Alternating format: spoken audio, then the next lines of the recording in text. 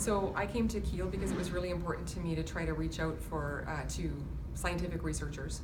I founded a social justice project for miners. My father was exposed to this respirable aluminum dust when he worked as a miner. Miners from about 1943 to about 1980, they were exposed to this respirable aluminum dust. It was this unproven theory that this was going to prevent silicosis. So before they went underground every day, they had to sit in the mining dry where they changed their clothes for about 10-15 minutes prior to each work shift, and they had to inhale this big toxic cloud of aluminum dust.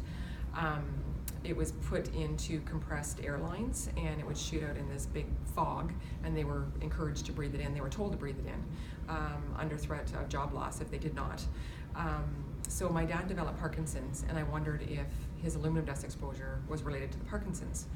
But unfortunately, in Ontario, Canada, where I'm from, there's the Workplace Compensation Board, Workplace Safety and Insurance Board, has a policy that says that occupational aluminum exposure does not cause neurological disorders.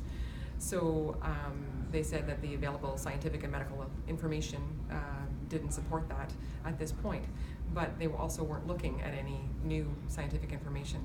So I thought, well, that's not okay. And I created a voluntary registry so that I thought my dad can't be the only one. And I sort of put it out there publicly.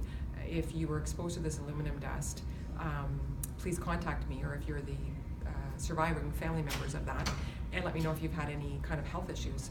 So I started that. I went public in April of 2015. I currently have 356 names on that voluntary registry. And it generally runs about 2/3 have respiratory type of issues, difficulty with breathing, lung cancers, silicosis, different things like that. And about 1/3 of them have neurological. There's tons of cancers, there's tons of weird things that I don't understand.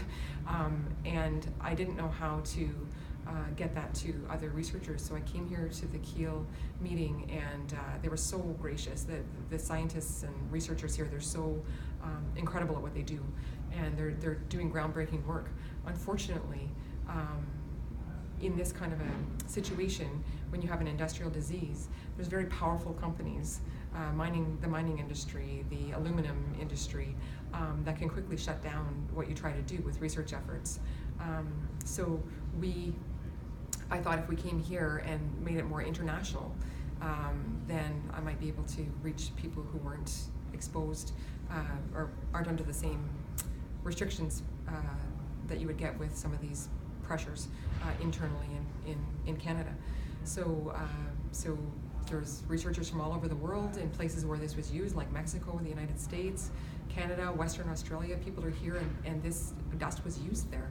And this is going to allow us to follow up with some of those miners and reach them in a different way than we've been able to do so far. So I'm so grateful to be here. Thank you.